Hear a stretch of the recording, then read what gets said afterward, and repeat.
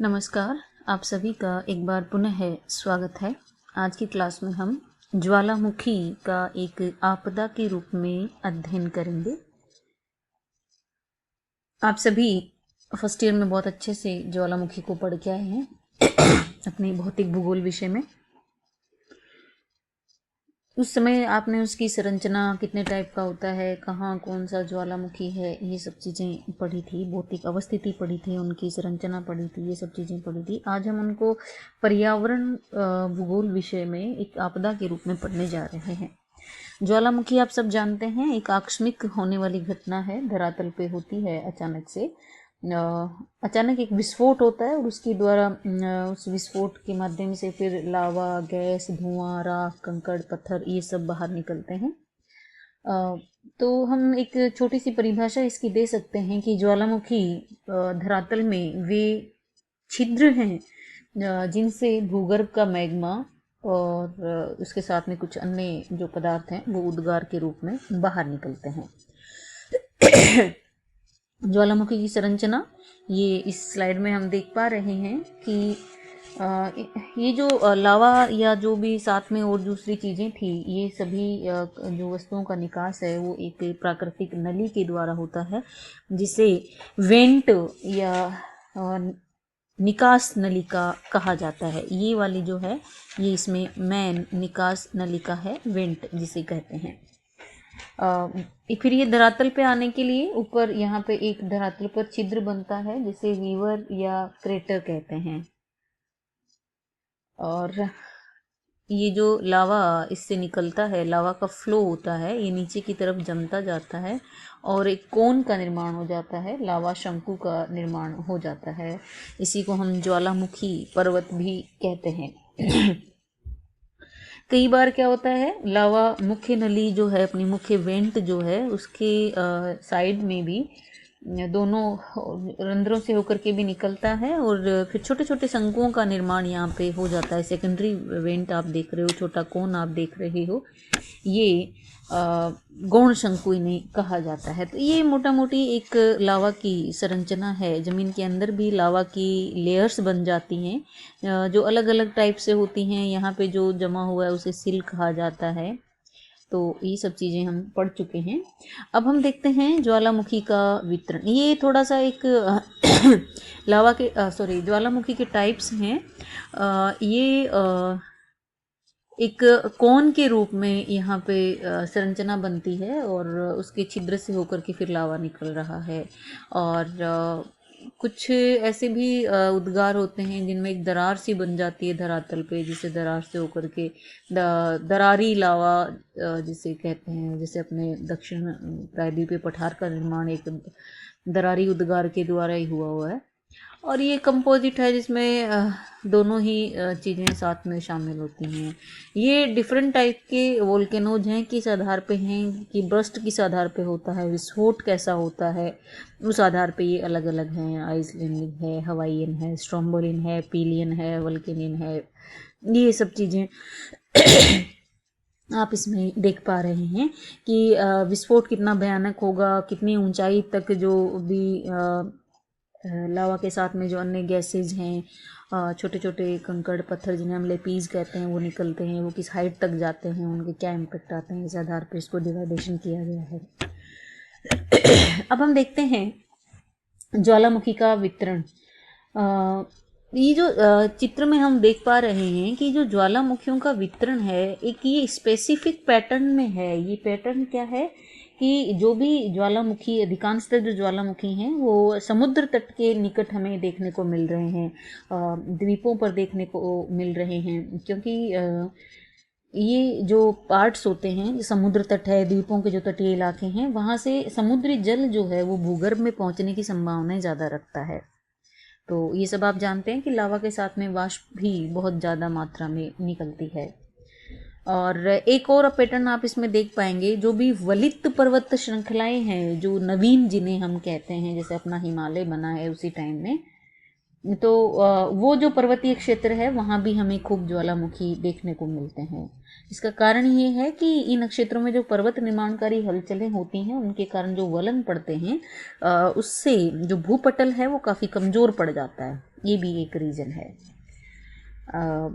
सन 1500 के बाद में कुल मिला के 450-500 के समथिंग सक्रिय ज्वालामुखी देखे गए हैं। और जो प्रमुख ज्वाला पेटियाँ हैं उनकी अपन थोड़ी सी चर्चा कर लेते हैं। सबसे पहले जो देखने को मिल रही है इस मैप में भी हमें, ये प्रशांत महासागरीय पेटी है। इसे रिंग ऑफ फायर भी कहा जाता है, अग्नि वलय भी कहा जाता है।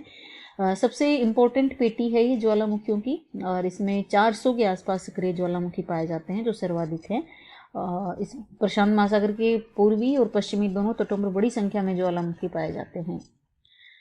ये इस पेटी का जो विस्तार है वो पूर्वी तट पर दक्षिण अमेरिका के जो हॉर्न अंतरीप है यहाँ से सॉरी लेकर के, और उत्तरी अमेरिका के यहाँ पे ऊपर अलास्का तक ये देखने को मिलता है।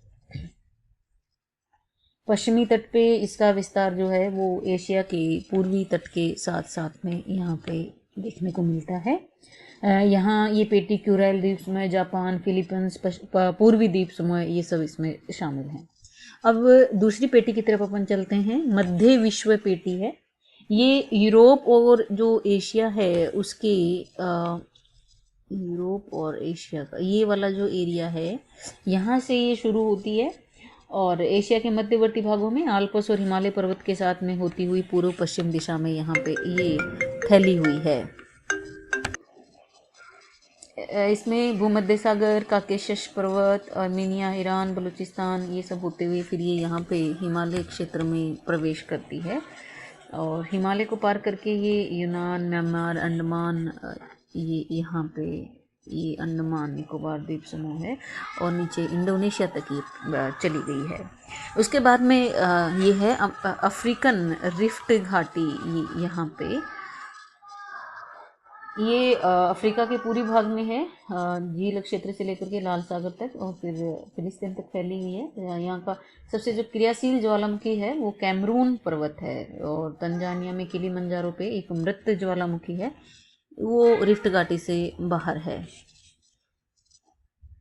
ये यहाँ पे इसके बाद है जो दूसरे एरिया हैं वो अटलांटिक महासागर में भी यहाँ पे देखने को मिलते हैं कुछ प्रमुख जो ज्वालामुखी हैं। केप वर्डे फेमस है, और इसके अलावा आइसलैंड में भी 20 से भी ज़्यादा जो ज्वालामुखी हैं वो देखने को मिलते हैं। सेंट हेलेना भी ज्वालामुखी द्वीप ही है। तो ये हिंद महासागर में कोगारो, मॉरिशस, ये प्रमुख ज्वालामुखी हैं। हिंद महासागर में भी कुछ देखने को मिलते हैं। अंटार्कटिक महाद्वीप में रोस सागर के तटीय भागों पर बुश और टेरर भी सक्रिय ज्वालामुखी हैं, ये यहाँ पे अंटार्कटिक प्लेट में। तो ये कुछ प्रमुख एरिया हैं जहाँ पे ज्वालामुखी पाए जाते हैं। इसके पश्चात अपवाद स्वरूप ही पाए जाते हैं। जहाँ पे प्लेट्स का एंड होता है वहाँ पे ये मेनली देखने को मिलते हैं।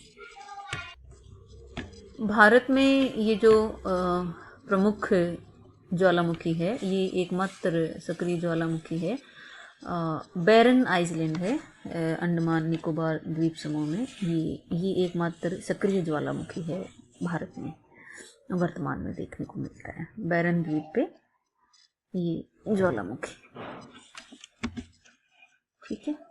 ये कुछ फेमस वोल्केनोज हैं। माउंट सेंट हेलेंस यूएसए में है हवाई द्वीप में, mount Etna Sicily, mount ISIS Italy, mount पीली, माउंट लोआ हवाई द्वीप समूह में इंडोनेशिया में।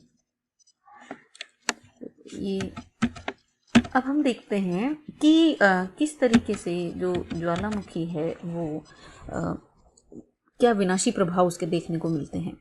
ज्वालामुखी उद्गार के द्वारा मानव समाज की भारी जनधन की हानि होती है। विस्फोटक उद्गार, तो गर्म तप्त लावा का जो प्रवाह होता है, विखंडित पदार्थ जब विस्फोट के साथ में ऊपर चले जाते हैं काफ़ी हाइट पे, फिर वहाँ से नीचे गिरते हैं, अग्निकांड हो जाते हैं, विषाक्त गैस इसके साथ में फ्री होती हैं, और जो मानवकृत संरचनाएं हैं, भवन, कारखाने, रेल, सड़क, हवाई अड्डे, बांध, जलाशय, ये सब वन है, मानव संपत्ति है, जंतु, मानव, इनकी सबकी अपार हानि होती है। ज्वालामुखी से जो लावा निकलता है उसके प्रवाह होने की जो गति और उसकी ऊष्मा, ये दोनों ही लोगों की संपत्ति को सबसे ज़्यादा नुकसान पहुंचाते हैं। वास्तव में अगर देखा जाए तो लावा के प्रवाह की गति इतनी तेज होती है कि जो ज्वालामुखी पर्वत के ढलानों पे बसे हुए लोग होते हैं उनको सुरक्षित स्थानों पे जाने का मौका ही नहीं मिलता। वो वहीं के वहीं कह सकते हैं अपन की इतना तप्त लावा आता है कि वहीं के वहीं पिघल जाते हैं वो। तो ये चीज़ है जो हमें विनाशकारी प्रभावों के रूप में देखने को मिलती है।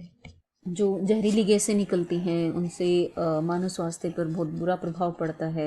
साथ ही साथ ज्वालामुखी जहाँ पे पड़ता है वहाँ पे अम्लीय बारिश होती है, जिसके बारे में अपन उसके विनाश के प्रभाव के बारे में अपन पढ़ चुके हैं। और एक कुछ चीज़ और है कि ज्वालामुखी जो उद्गार होता है उसकी कोई भविष्यवाणी नहीं हो पाती, तो कुछ पता नहीं लगता कि कब किस तरीके का और ज्वालामुखी उद्गार हो जाएगा। ये क्राकटोआ ज्वालामुखी में जो एक बार विस्फोट हुआ था 1883 में, तो वहाँ पे उसकी वजह से समुद्री जो इलाका था उसमें 30 से 40 मीटर ऊंची सागरीय तरंगें उत्पन्न हो गई थी और जावा और सुमात्रा में लगभग 30-40 हज़ार लोगों की मृत्यु हो गई थी। तो ये सब जो है वो हमें देखने को मिलते हैं। इसके अलावा जो पर्यावरण पे अपन प्रभाव देखें वो अपन नेक्स्ट क्लास में देखते हैं। आज के लिए बस इतना ही। धन्यवाद।